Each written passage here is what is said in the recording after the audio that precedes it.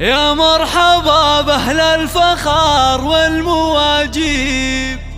أهل السعد زاد الهنا واشرق النور، من أم عبد الله صغت جاز للترحيب، بضيوفنا ترحيب والكل مسرور. يا مرحبا بأهل الفخار والمواجيب، أهل السعد زاد الهنا واشرق النور، من أم عبد الله صغت جاز للترحيب، بضيوفنا ترحيب والكل مسرور، بنت الهلال اللي تحوز المناقيب، لجل أم عبد الله صغت جاز لا تلبحون، أم العروس أم عبد الله صيتها طيب، نسل الهلال رحبت بطيب الله، نازل لهم في كل موقف تجاري، واهل الحكم والعزم في الراي والشوق، وكل الهولن فالمفاخر محاسين، ام عبد الله منهم كنها در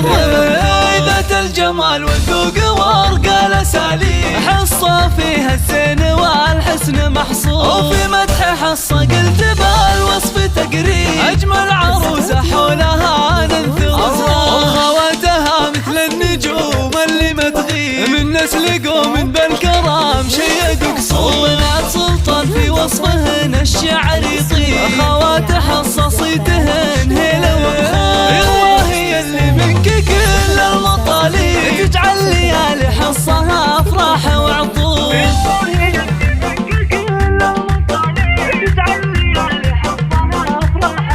يا مرحبا بأهل الفخار والمواجيب، أهل السعد زاد الهنا واشرق النور، من أم عبد الله صغت جاز للترحيب، بضيوفنا ترحيب والكل مسرور، بنت الهلال اللي تحوز المناقيب، لجل أم عبد الله صغت جاز لا تلبحون، أم العروس أم عبد الله صيتها طيب، نسل الهلال رحبت بطيب الله، نازل لهم في كل موقف تجاري، واهل الحكم والعزم في الراي والشوق، وكل الهولن فالمفاخر محاسين، ام عبد الله منهم كنها در